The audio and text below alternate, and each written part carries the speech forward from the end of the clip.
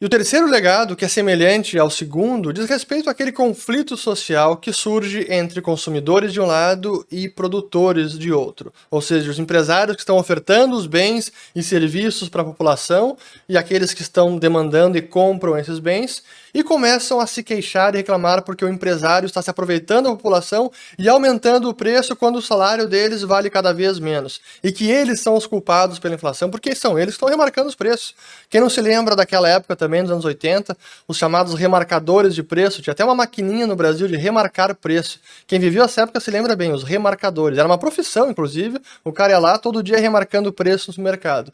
Mas havia essa tensão social e que no Brasil talvez tenha atingido o ápice no Plano Cruzado, em 1986, quando o Sarney congelou os preços, um tabelamento generalizado de preço ao consumidor, e naquele momento a gente viu os cidadãos dando voz de prisão para donos de supermercados que se recusavam ou que porventura tivessem aumentado fora do que estava tabelado. E a gente via realmente cenas de tensão, de brigas, literalmente de confrontos por conta desse tipo de episódio.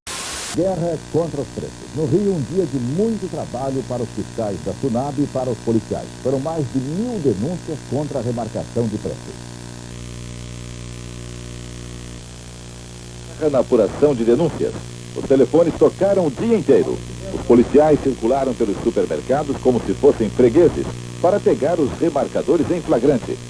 Foi o que aconteceu no supermercado Musamar. O gerente e 2 funcionários receberam ordem de prisão. Então, os senhores estão presos em flagrante delito, certo? Serão conduzidos à Polícia Federal, certo? E responderão inquérito policial, certo? Por desobediência ao decreto presidencial. No supermercado Real, um consumidor foi um fiscal e tanto. Eu fecho esse supermercado pelo roubo abusivo e extorsivo que está acontecendo com mais de 30 produtos. Vejam o caso dessas 2 maioneses. Vejam o caso do café, de 99 mil cruzeiros, estão cobrando 120, 130. Vejam o caso dessas fraldas, que para 6 xixis paga 1.000 cruzeiros a mais. Conquistando o nome de José Sarney, o nosso presidente e o presidente da nova república. Está fechado em nome do povo, o novo presidente do Brasil. Então eu citei apenas 3, não é uma lista exaustiva, mas acho que esses são alguns dos principais. Então, o curto prazismo, a diminuição da preferência temporal, a desconfiança entre empregadores e empregados e, por fim, a tensão social entre consumidores e produtores. E quem quiser se aprofundar mais nisso, até tem o terceiro livro que eu quero recomendar, que é esse do Jörg Guido Husmann, que é The Ethics of Money Production, ou A Ética da Produção de Dinheiro, onde também tem um capítulo dedicado exclusivamente ao legado social e cultural da inflação. E um dos que ele cita aqui, que no Brasil felizmente não foi um problema, é o legado associado à guerra, ao esforço bélico que vários países na Europa e Estados Unidos tiveram, sempre associado à inflação, porque se precisava emitir moeda para financiar esse esforço de guerra.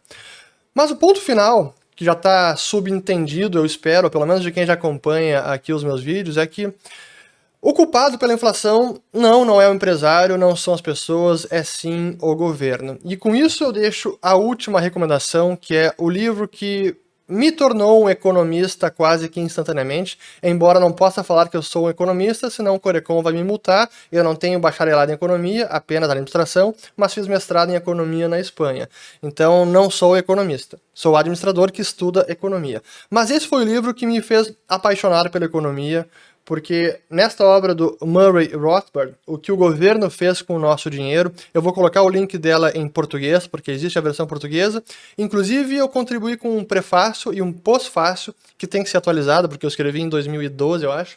Mas enfim, esse foi o livro que eu finalmente pude entender qual era a real causa da inflação. E eu finalmente pude entender que a lei de oferta e demanda, que se aplica a qualquer bem, quanto maior é a abundância desse bem, menos ele vale, menor é o seu preço, o mesmo se aplica ao dinheiro. Quanto maior é a abundância do dinheiro, menor é o seu preço, menos ele vale. E quem é que emite dinheiro hoje em dia? É o governo, que tem um monopólio de emissão de moeda. Então, quando vocês pensarem em inflação e quem é o culpado, não é o empresário, ele é tão vítima quanto você. A culpa está em Brasília, a culpa está no governo, e não no empresário, não na sociedade.